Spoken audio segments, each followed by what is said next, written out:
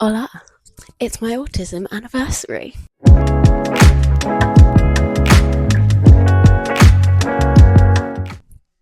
Hello.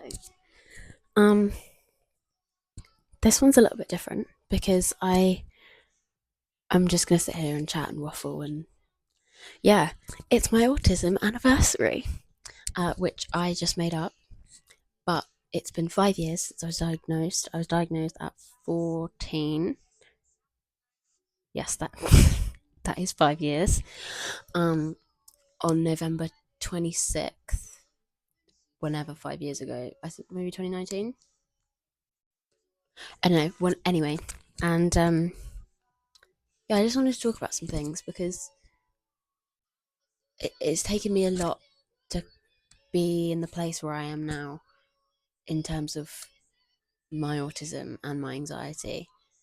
And I think it's important to talk about it. And for so long, I felt uncomfortable bringing it up. And now I kind of want to talk about it all the time. Like, people are like, when people say something, I'm like, oh, yeah, that's just because I'm autistic.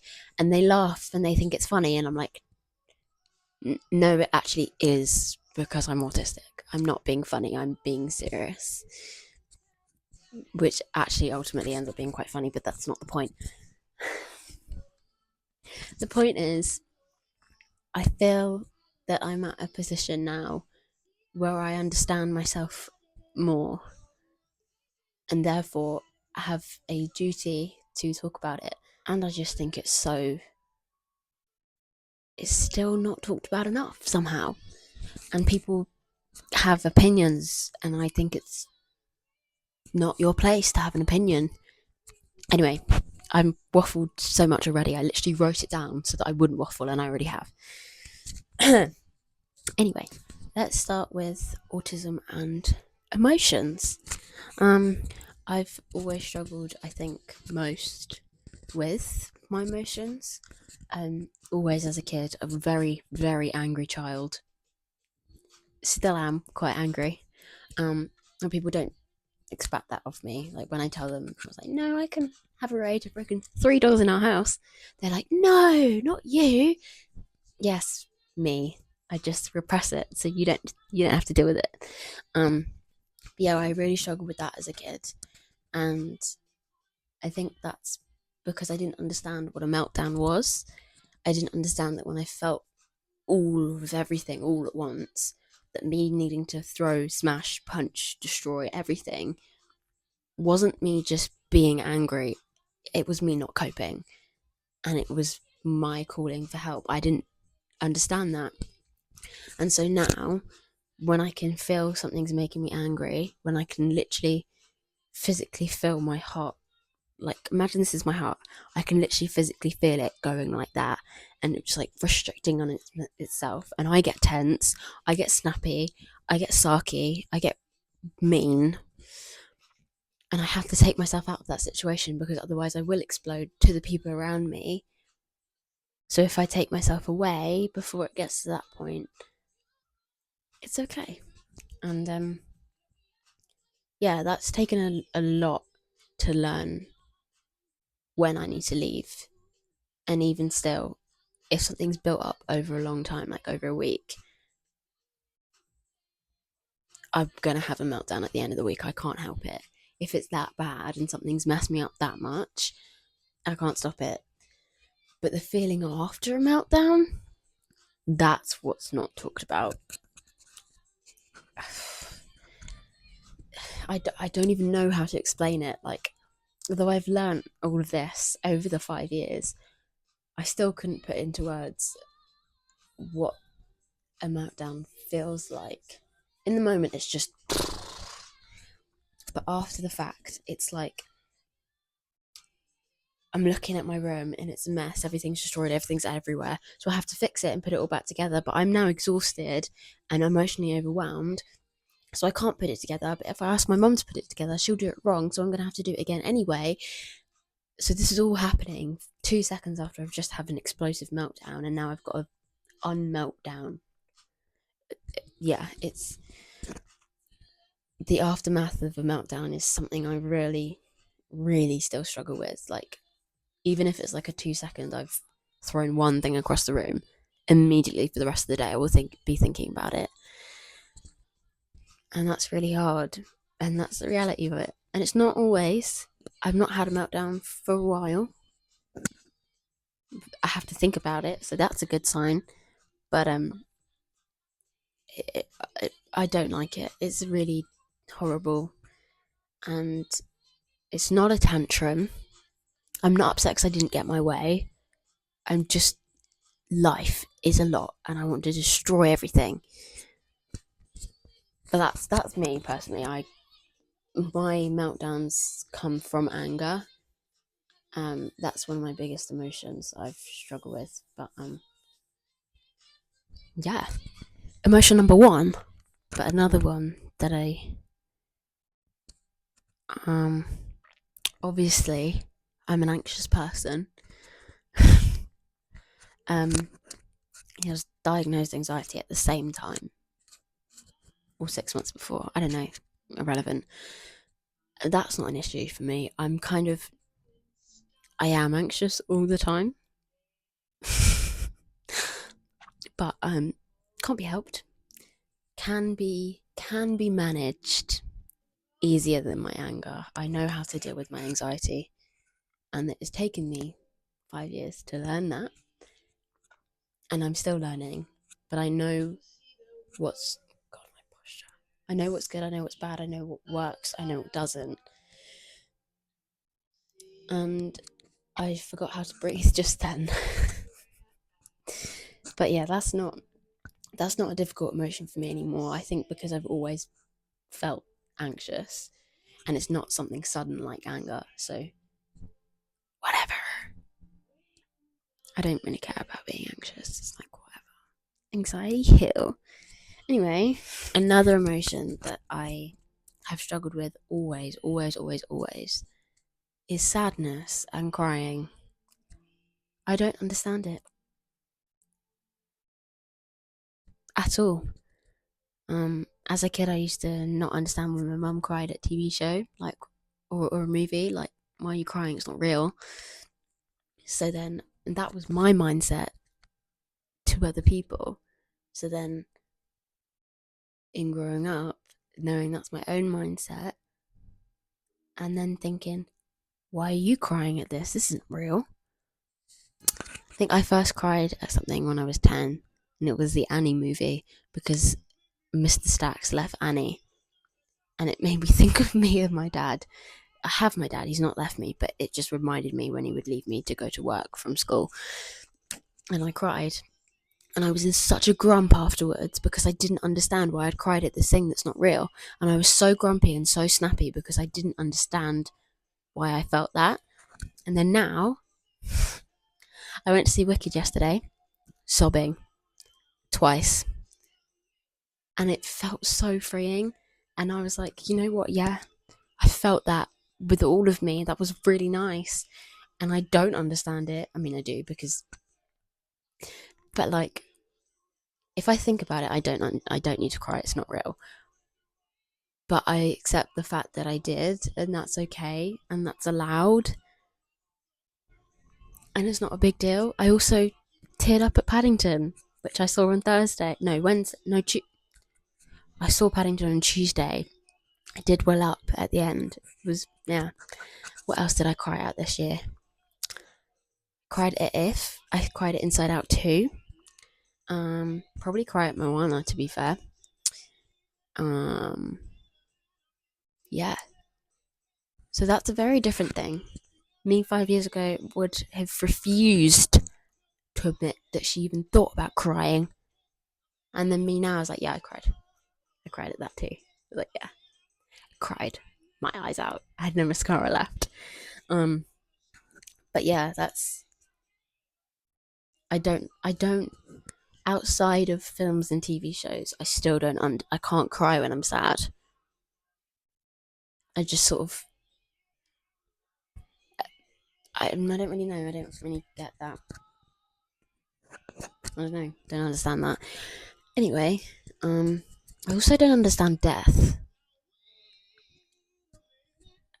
and why it makes people sad. I think it's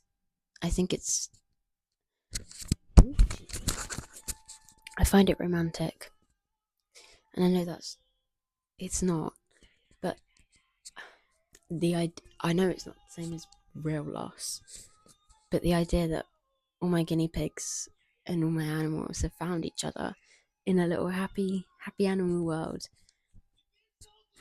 that's romantic. It's not sad, it's beautiful. And I think, yeah, that's a whole nother topic. I could do like a whole video on my opinions of death, but no, we don't have time for that. I've already gone on too much. Moving on from emotions, but also interlinked, is empathy. A big misconception about autism is that we don't have any empathy. We don't understand feelings. I mean, I did just go on about the fact that I don't understand feelings, but when it comes to other people, I do sometimes. By which I mean, I have a heightened empathy. If someone is sad and I can see they're sad, it makes me sad. I don't know why they're sad and I don't understand they're sad. And if they tell me why they're sad, I'll probably think it's stupid, but I can feel it. And like when someone else is anxious, I can feel their anxiety. So if I'm anxious about something and someone else next to me is anxious, I'm then double anxious because I'm feeling both of ours. But if they need my help, I will turn off my anxiety because I know that they need me. I don't know if that's empathy or just bad because I'm repressing my emotions, but whatever. And I really struggle with that. Like I think that's what I find so overwhelming about college is because I can feel everything. When I walk through those hallways, I'm hot, I'm anxious, I can feel other people being anxious, I can hear all their conversations. I'm hyper aware of everything around me. And oh my god, that's the most exhausting part of college for me is the people. When I say the people, I don't mean the people, I mean what they're feeling because I can feel it too. I walk past one hallway and someone looks a little bit anxious and I can feel that. And I don't know how to explain it.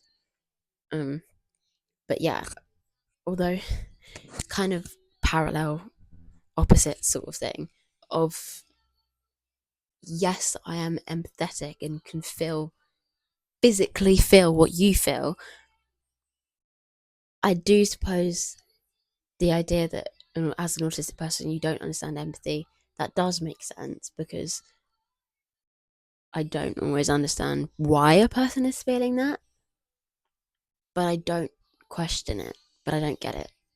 But yeah, that's empathy. Something else that's kind of similar to feeling empathy and not understanding why someone feels that, but accepting it, is the opposite but the same, is my sense of justice. If you've done something and it doesn't make sense, it doesn't make sense. You're not going to convince me that you're right because you're wrong. And that is black and white thinking, which is also autism. All these things are autism. I don't think I mentioned that. Yeah, I have a very strong sense of justice, and I think, and if I think you've done something wrong,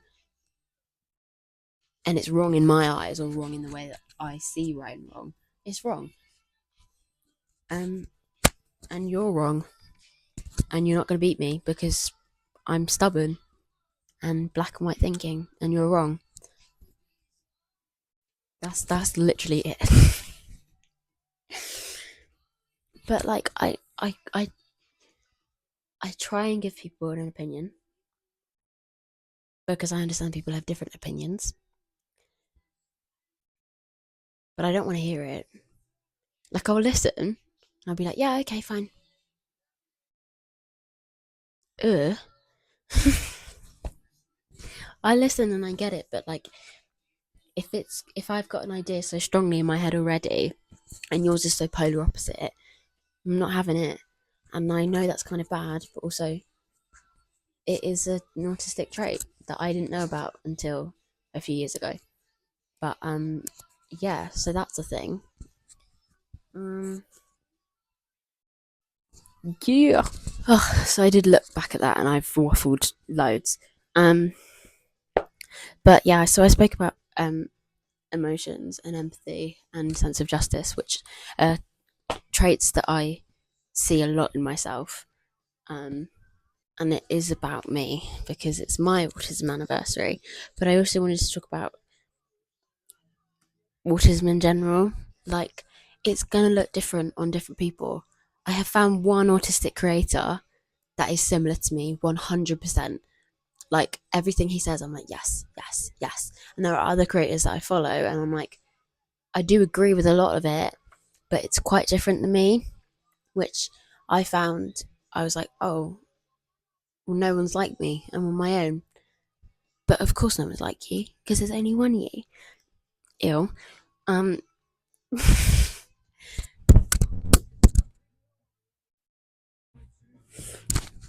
but it's true. My autism looks different than yours. I'm not saying that you are autistic.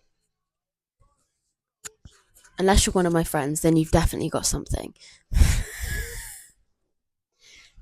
No, oh my god, that's a different conversation. Um, but no, if your autism looks different on everyone, everything looks different on everyone. And so if you're wondering or have been wondering, self diagnosis is valid if you've done research and looked into it and whatever. Like, that's so valid. I'm lucky to have got an assessment early and to have been able to get it all sorted for me because I was in school. But I was lucky that I was able to do that and to get a diagnosis at 14, which is young for a girl with autism, really young. And I'm really lucky and grateful that I was able to get that. Not that I got any support afterwards, but um, so yeah, if you follow autistic creators, you might not relate to all of them. As I said, I only relate to one, and that's okay. He's really cool, and if I figure out how to use a computer, I'll put like a little. I'll show his account. He's really cool, and I really like him. His name's Trevor. Um, and he's high masking. No, not high functioning. Don't ever use that term in front of me because I'll slap you in the face. Um, and he, even in his videos, he presents. I can tell he's masking because he's not like I'm masking right now. Probably, maybe I don't really know. But like, do you know what I mean? I don't know what I mean. What I mean is, what do I mean? I mean, people present different things differently. So your autism doesn't look like mine. Mine doesn't look like yours. Autism doesn't have a look. I don't look autistic. No, I don't. You don't look like a pig, but you are one. Anyway, what I'm saying is autism looks different on everyone. And if you are wondering or have been wondering, don't tell yourself you're not because other people tell yourself that. Because they're wrong, probably. If you are wondering that much and are actually concerned that much, then you're probably right. But if you are one of those annoying people who are just looking for a diagnosis because it's trendy right now, you can respectfully leave because that's annoying. Like, oh my god, I think I have this. Oh my god, did you see this thing? I think I might have it. It's not trendy to be autistic. It's a pain in the ass. I mean, it's not, but it is. Like, it's not fun and quirky. I'm not quirky. I'm just cool. No, but seriously, it's not. It's not something that should be trendy. So if you are in that situation where you're worried, if you get self-diagnosis, that means you're trying to fit a trend. Then I can already tell you that you're probably not one of those people, and it's allowed to have that self-diagnosis because I know those wait lists are hell. I mean, I don't because I don't remember because it was 5 years ago. But like, I'm thinking I might do like a TikTok mini series of things I've learned over the years because this is just a mess of brain farts. But yeah, I might do like a mini series of stuff because I think it's really important to talk about it and I like talking about it because I like learning about myself. I like learning that having plain pasta and cheese my whole childhood was autism, and they probably should have spotted that sooner. And collecting rocks. I'm literally looking at a collection of rocks right now. But like, yeah, it's taken me 5 years to be able to say I like having autism. I like being autistic. It's pretty cool and quite exhausting. Me 5 years ago. Whoa, is she gonna cry? Is she gonna cry? Me 5 years ago, seeing me now.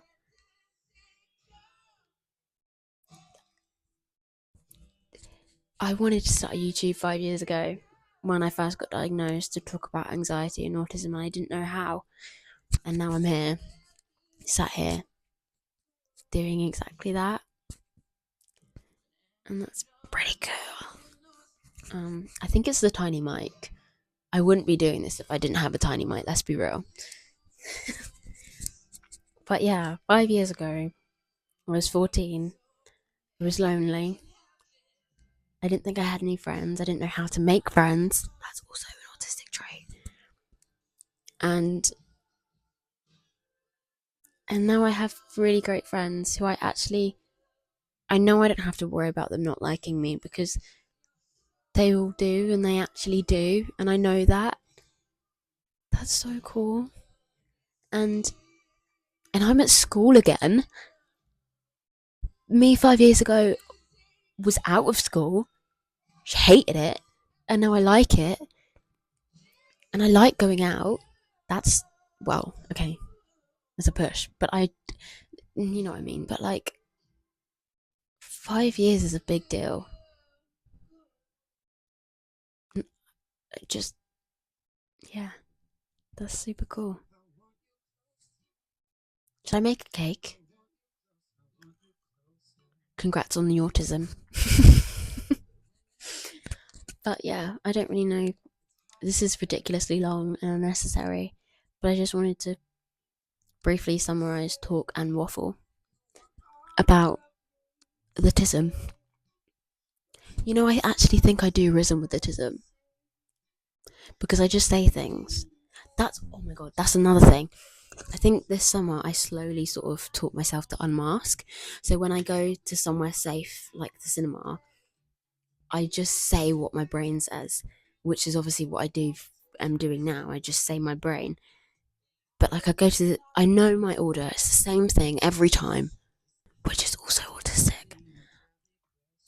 And I always think about it. They're like, "Oh, what can I get you?" And I'm like, I've completely forgotten everything." And they're like, "It's okay, take your time."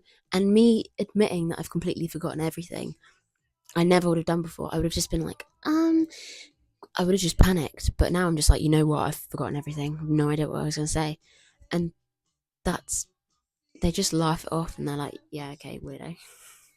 And I do that at college too. Like, I'll put my hand up and I'll say something and I'll like stutter over it. But I don't feel bad about it anymore. I'm just like, yeah, I messed up my words again. But that's okay. And yeah, so I think I'm unmasking. I don't know. I don't really know what I'm like with or without masking. But yeah, 5 years of autism. Well, not actually. I've been autistic my whole life, but you know what I mean. 5 years with a piece of paper that tells me I've got autism. Something I think is funny was that in my what's it called? Assessment. The woman showed me a picture. And wait for it. She asked me how it made me feel. It's a picture. Like in a picture book. It was the reason it's funny is because of what she wrote afterwards. It was something like, India looked confused when I asked her how this picture would make me feel. Instead, she told me what was in the picture. The room was messy. She said the room was messy and the mum looks upset at the kid. And she was like, yeah, but how does it make you feel? And you know what I said and what she wrote that I said? It makes me angry because the room is messy. That was just a funny little thing that proves my autism, which apparently it did because it was on my diagnosis piece of paper. But yeah, that's it. I had so much I probably could say, and so much I probably didn't say, and it's just a bunch of waffle. But you know what? I don't know what. But yeah, thank you for listening to me waffle about autism and random brain fart things that don't really make sense in a exact flow. But yeah, I like that. That was fun. I might do little mini TikTok series because I really like talking about it. I think it's so important, and yeah, autism is cool, man. Sometimes. But yeah, it's pretty cool. 5 years, man, that's crazy. But yeah, happy autism anniversary to me. Autiversary. No, no, that was no. Don't ever say that again. I'm so sorry.